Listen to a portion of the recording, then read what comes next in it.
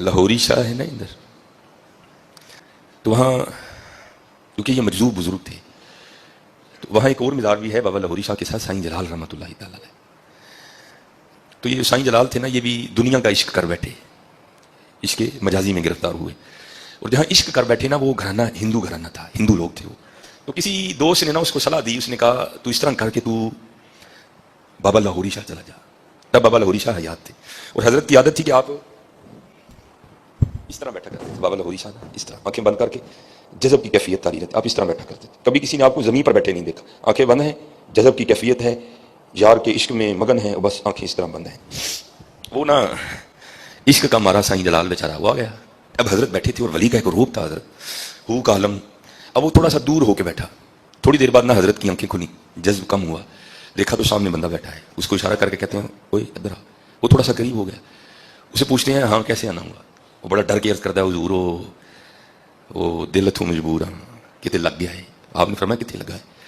عرض کرتا حضور یہ مسئلہ ہے لگ ہندوؤں کر گیا ہے، تے حاضر ہو یہاں کو نظر کرم فرماؤ۔ آپ غصے میں آ گئے، آپ نے فرمایا تجھے حیا نہیں آتی؟ مسلمان ہونا، نبی علیہ السلام کا امتی ہونا تو وہ نعمت ہے جو انبیاء نے مانگی، اللہ نے عطا نہیں کی۔ تجھے اللہ نے بھی مانگی عطا کر دی، تو کیا بکواس کر رہا ہے؟ جا دفعہ ہو جائے یہاں سے۔ تو حضرت نے پھر آنکھیں بند کر لی، لیکن حضرت عشق تھا نا، نہیں گیا بیچارہ بیٹھا رہا۔ دوسری بار حضرت نے پھر آنکھیں کھولی، دیکھا تو بندہ پھر بیٹھا ہے۔ آپ نے اس کو تھوڑا اور قریب کیا، اور قریب آ گیا۔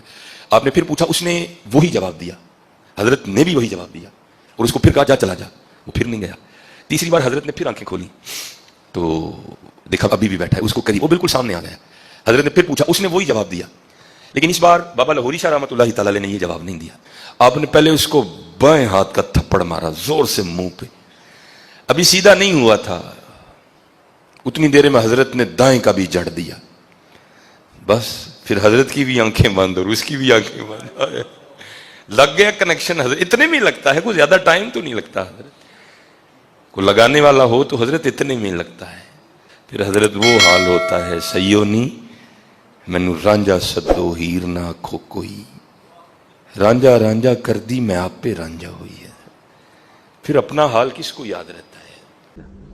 او اللہ دے بندے ہو، اللہ دا خوف کرو۔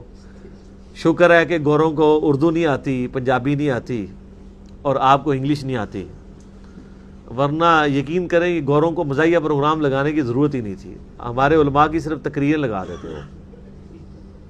ایسے پاسبل ہے؟ اگلا سوال ہے، مجذوب اور قلندر کسے کہا جاتا ہے؟ دیکھو کہ پوچھ رہے ہیں سوال، اور صوفیاء کے ہاں اس کی دلیل کیا ہے؟ قرآن و سنت کی روشنی میں بیان فرما دیں۔ قرآن و سنت کا مجذوب اور قلندر سے کیا لینا دینا؟ قلندر کا تو آپ کو یعنی صوفیاء کی کتابوں کی روشنی میں بتایا جائے گا نا، قرآن و سنت کی روشنی میں پھر ہم آپ کو بتا دیتے ہیں کہ یہ سارا کا سارا فراڈ ہے۔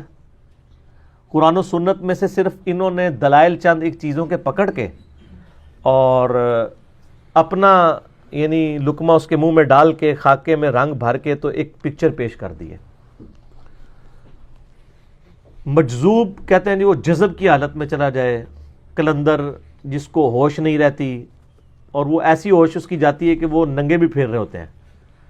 باقی جو بخاری مسلم میں ایک حدیث بھی ہے، نبی علیہ السلام نے فرمایا کہ بعض اللہ کے بندے ایسے ہیں پرانگدہ حال پھرتے ہیں، جن کو کوئی پوچھنے والا نہیں ہوتا، غریب لوگ، ان کا لباس بھی اس طرح کا ہوتا ہے، لیکن وہ اگر کسی معاملے میں اللہ پر قسم کھا لیں تو اللہ تعالیٰ ان کی قسم ضرور پوری کرتا ہے، ٹھیک ہے۔ اور وہ کہتے ہیں دیکھ لیں یہ ہمارے بھی یہ اس میں حضور نے تو کیا ننگے پھر رہے ہوتے ہیں، ننگے کے تو الفاظ ہی نہیں ہے، پرانگدہ حال یعنی اتنے غریب ہیں کہ ان کے پاس سر پہ رکھنے کے لیے پگڑی والے کپڑے بھی موجود نہیں ہیں، ٹھیک ہے۔ اور وہ یہ لوگ نہیں ہیں جن کو آپ ذرا نماز آپ سنیں تو وہ نہیں پتہ، نماز تو چھوڑ دیں، آپ مغرب کی رکھتے پوچھ لیں تو وہ نہیں بتا سکتے۔ وہ ایک کلپ چڑھا ہوا ہے نا کرن شاہ صاحب دا، مغرب کی رکھتے نہیں ان کو پتا، ان لوگوں کے بارے میں تو ان کے بارے میں نہیں ہے۔ بخاری و مسلم میں حدیث ہے، نبی صلی اللہ علیہ وسلم کے سامنے سے ایک شخص گزرا، صحابہ سے آپ نے پوچھا اس کے بارے میں تمہارا کیا خیال ہے؟ کہا کہ اس سے زیادہ تو معزز شخص ہی کوئی نہیں ہے، یہ کسی دروازے پہ رشتہ مانگے تو لوگ رشتہ دے دیں، کسی کی سفارش کرے تو لوگ اس کی سفارش قبول کر لیں۔ تھوڑی دیر بعد ایک غریب سا صحابی وہاں سے گزرا، وہ بھی صحابی تھا جو پہلے گزرا، کافر نہیں تھا، جس کے جسم پہ کپڑے بھی بڑے نامنل سے تھے۔ آپ فرمایا اس کے بارے میں تمہارا کیا خیال ہے؟ کہا یہ جس دروازے پہ جائے دھتکار دیا جائے، کسی سے اس کی بچی کا رشتہ مانگے تو اس کو رشتہ بھی اس کو دینے کے لیے کوئی تیار نہ ہو. تو یہ بڑا اس طرح کا ہے. نبی صلی اللہ علیہ وسلم فرمایا کہ جو پہلے شخص گزرا تھا نا، پوری زمین ان لوگوں سے بھر جائے نا تو اللہ تعالیٰ کو یہ ایک بندہ اس سے بڑھ کے عزیز ہے. تو وہ یہ ساری چیزیں تھیں. اس کو پکڑ کے مجذوبیت یا تصوف میں یا یہ کہنا کلندر ہوتے ہیں، یہ وہ اس طرح کی چیزوں میں، یہ مسٹسزم ایک پیرلل میں ایک ریلیجن ہے جو مسلمانوں کے ہاں صوفیت کے نام پہ پایا جاتا ہے، اور ہندوؤں کے ہاں سادھوؤں کی شکل میں پایا جاتا ہے، اور اسی طریقے سے کرسچنز کے ہاں جو ہے اور جیوز کے ہاں جو ہے وہ راہبوں کی شکل میں پایا جاتا ہے. یہ ہر جگہ موجود ہے. باقی اس کا یعنی انہی دین کی بگڑی ہوئی شکلیں ہیں. شریعت میں کوئی ایسا مسئلہ نہیں ہے. مسلم شریف میں حدیث ہے جب تک ایک بھی اللہ اللہ کہنے والا موجود ہے نا، زمین پہ قیامت نہیں آئے گی.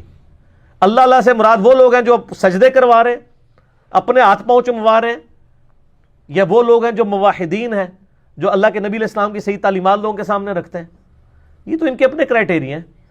یہ لوگ تو بڑا، میں کہتا ہوں اسلام نے جو مبارک دور پہلے 300 سال کے بعد آج کا دور دیکھا ہے نا، پچھلے 1200 سال میں نہیں دیکھا. 1100 سال کے اندر آپ اپنے بزرگوں کو رو رہے ہیں. آپ ذرا کو اپنا بابا چٹی داڑھی والا لے کے آئے نا، جس نے ابھی کبھی ینگ ایج کے اندر قرآن ترجمے سے پڑھا ہو، اور وہ اس کو کہے کہ قرآن پہ لفظ دے کہ تیرے ابے نے بھی قرآن ترجمے سے پڑھا ہوا ہے. رواج ہی کوئی نہیں تھا. اور سر یہ داڑھیوں والا رواج بھی اب شروع ہوا ہے سب کانٹیننٹ میں. تو پہلے کتنے ادھر جوان لوگ اتنی داڑیاں والا سلسلہ تھا ان کا، یا اسی طریقے سے عورتیں اس طرح نقاب کرتی تھیں؟ یہ نہیں تھا. یہ اب ایجوکیشن آئی ہے. بخاری کا ترجمہ ہی کوئی نہیں تھا سر. بخاری کا پہلا ترجمہ 1920 میں ہوا ہے. آج 100 سال پورے نہیں ہوئے. 2019 چل رہا ہے، 6 جنوری آج. تو وہ مولانا مودودی والی بات صحیح ہے کہ انڈیا پاکستان بنگلہ دیش کے لوگوں نے اسلام نہیں قبول کیا، اسلام نے انڈیا پاکستان بنگلہ دیش کے لوگ قبول کر لیے ہوئے. دیکھ کام تو وہی چل رہے ہیں، رسومات وہی چل رہی ہیں، عقائد وہی چل رہے ہیں. آپ ہندوؤں کو بھی دیکھ لیں، وہ بھی اپنے سکھوں کو بھی دیکھ لیں، مزاروں کے اوپر ڈولیاں چڑھا رہے ہیں، یہ بھی ڈولیاں چڑھا رہے ہیں. ٹھیک ہے، تو کہاں سے کہاں تک معاملات چلے گئے ہوئے ہیں. تو بہت بگڑا ہوا معاملہ ہے. اگر آپ کلمے کے اوپر مجھے پرانے بزرگوں کا نہیں پتا انہوں نے پڑھوایا ہے کہ نہیں پڑھوایا. آج ڈاکٹر ذاکر نائک ہزاروں کے مجمع میں سینکڑوں ہندوؤں کو مسلمان تو کر چکے ہیں نا ویڈیو میں. تو کیا ان بابوں کے ماننے والوں نے ڈاکٹر ذاکر نائک کو اللہ کا ولی مان لیا؟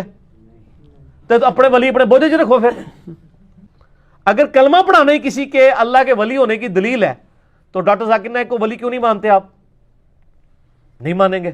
تو آپ کہتے ہیں ہمارے بزرگ خدمت کی ہے. آپ وہ تو ہم اس کی انجینئرنگ کرنا شروع کریں. دین کی نہیں خدمت کی، اپنی وہ بزرگیوں کے جو سلسلے ہیں ان کی خدمت کی ہے. دین کی خدمت ہوتی تو آج ہمیں نظر آ رہی ہوتی. آج انڈیا پاکستان بنگلہ دیش میں اکثر لوگ سورۃ الفاتحہ کے ٹیسٹ میں فیل نہ ہو رہے ہوتے، ایاک نعبد و ایاک نستعین پڑھ پڑھ کے بھی وہ بابوں کا نہ پکار رہے ہوتے. ٹھیک ہو گیا. مغرب کی اذانیں شروع ہونے والی ہیں. باقی انشاءاللہ نماز مغرب کے وقفے کے بعد انشاءاللہ تعالی.